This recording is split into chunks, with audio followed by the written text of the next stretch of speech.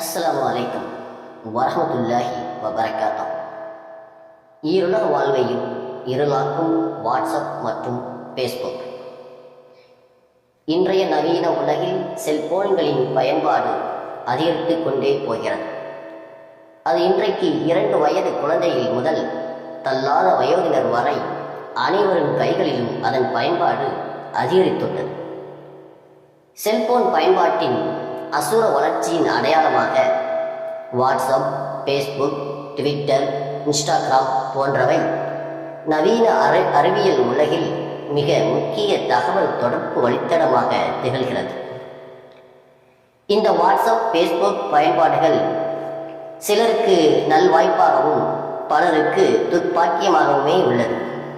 ஆம், இன்றைக்கு அதிகமானோர் இவற்றை இம்மை மறுமை வாழ்வை நாசமாக்கும் செயல்களுக்காகவே பயன்படுத்தி வருகின்றனர். இந்த செல்போன்கள் ஆரம்பத்தில் தகவல்களை பரிமாறுவதற்கும் தொலைவில் உள்ள உறவுகளை இணைப்பதற்கும் அறிவை பகிர்வதற்குமான வசதிகளாகத்தான் தோன்றின. ஆனால் இப்போது காலப்போக்கில் அவை பெரும்பாலும் நேரத்தை வீணாக்கக்கூடிய, மனதை அலைக்கழிக்கக்கூடிய, நற்குணங்களை அளிக்கக்கூடிய ஒரு கருவியாகவே மாறிவிட்டது. இன்று மனிதன் கால நேரத்தின் முக்கியத்துவம் தெரியாமல் எந்த நேரமும் சதா செல்போனிலேயே மூழ்கி கிடக்கிறான்.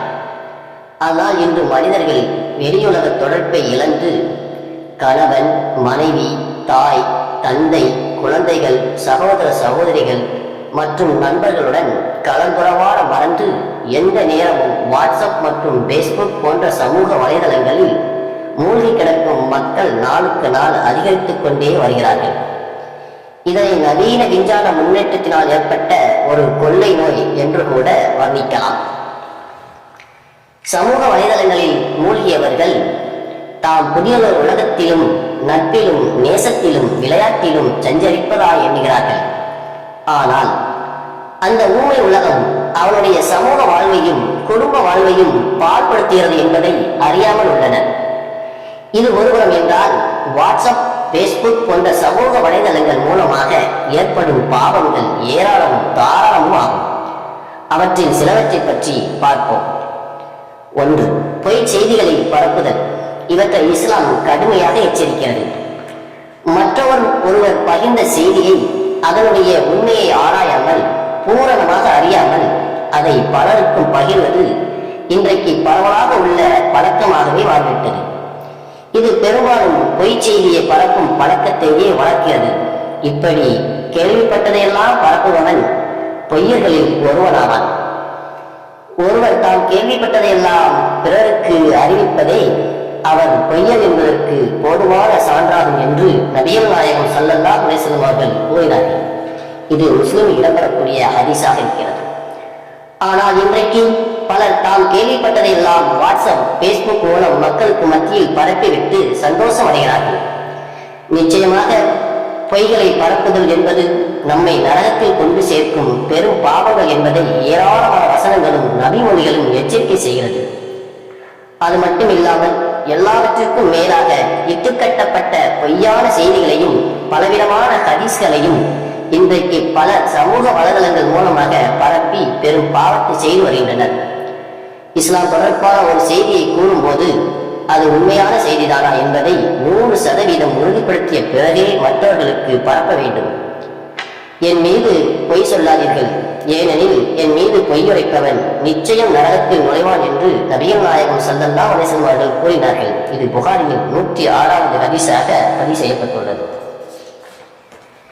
மேலும் அல்லாஹ் கூறுகிறான், وَمَنْ أَظْلَمُ مِمَّنِ افْتَرَى عَلَى اللَّهِ كَذِبًا أَوْ كَذَّبَ فِي آيَاتِهِ إِنَّهُ لَا يُفْلِحُ الظَّالِمُونَ.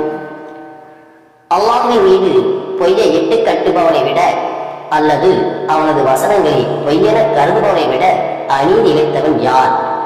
அநீதி இழைத்தோர் வெற்றி பெற மாட்டார்கள் என்று அல்லாஹ் அல் குர்ஆனில் 6வது அத்தியாயத்தில் 21வது வசனத்தில் கூறுகிறான்.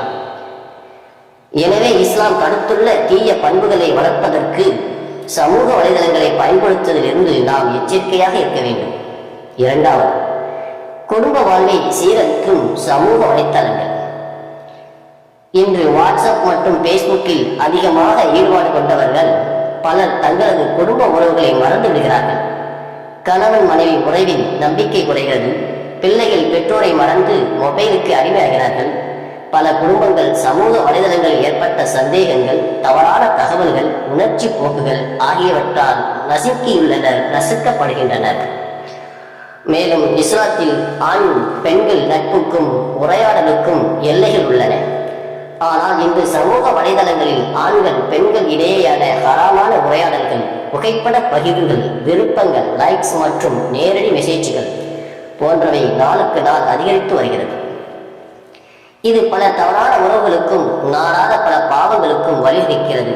பாவத்திற்கும் நெருக்கமாய் செல்லாதே, இறைவனின் எல்லைகளை மீறாதே என்று நபிகள் நாயகம் ஸல்லல்லாஹு அலைஹி வஸல்லம் அவர்கள் கூறினார்கள். இவற்றுக்கெல்லாம் தீர்வு என்னவென்றால் சுய கட்டுப்பாடும் நல்ல நோக்கமுள்ள உபயோகமும் நமக்கு தேவை. இஸ்லாம் முற்றிலும் சமூக வலைதளங்களை மறுப்பதில்லை. ஆனால் அவற்றை பயன்படுத்தும் போது நல்ல சிந்தனை, கடமையுணர்வு, அல்லாஹ் மீதான பயம் ஆகியவை இருக்க வேண்டும். பயனுள்ள கட்டுரைகள், இஸ்லாமிய பயிற்சி வீடியோக்கள், கல்வி சார்ந்த தகவல்கள் ஆகியவை பகிரப்படலாம். ஆனால் நேரத்தை ஒழுங்காக கட்டுப்படுத்தி ஒழுக்கத்துடன் செயல்பட வேண்டும். இஸ்லாமில் ஒவ்வொரு செயலுக்கும் நியத், நோக்கம் முக்கியம். சமூக வலைதளங்களை நாம் எப்படி பயன்படுத்துகிறோம் என்பதை அல்லாஹ் நிச்சயமாக கண்காணிப்பவனாகவும் கணக்கெடுப்பவனாகவும் இருக்கிறான். எனவே நாம் எப்பொழுதும் ஒவ்வொருவரும் இந்த அம்சங்களை சிந்தித்து சமூக வலைதளங்களை பயன்படுத்தும் பழக்கத்தை சீரமைக்க வேண்டியது அவசியமாகிறது. நாம் அனைவரும் அல்லாஹும் அல்லாஹுடைய தூதரும் எதை ஏவி எதை தடுத்தார்களோ அதன்படி வாழ்ந்து ஈருலகிலும் வெற்றி பெறுவோமாக. இந்த வீடியோ உங்களுக்கு பிடிச்சிருந்தா லைக் பண்ணுங்க, பிறருக்கும் ஷேர் பண்ணுங்க, மறக்காமல் சப்ஸ்கிரைப் பண்ணிக்கோங்க. அஸ்ஸலாமு அலைக்கும் வரஹ்மத்துல்லாஹி வபரகாத்துஹு.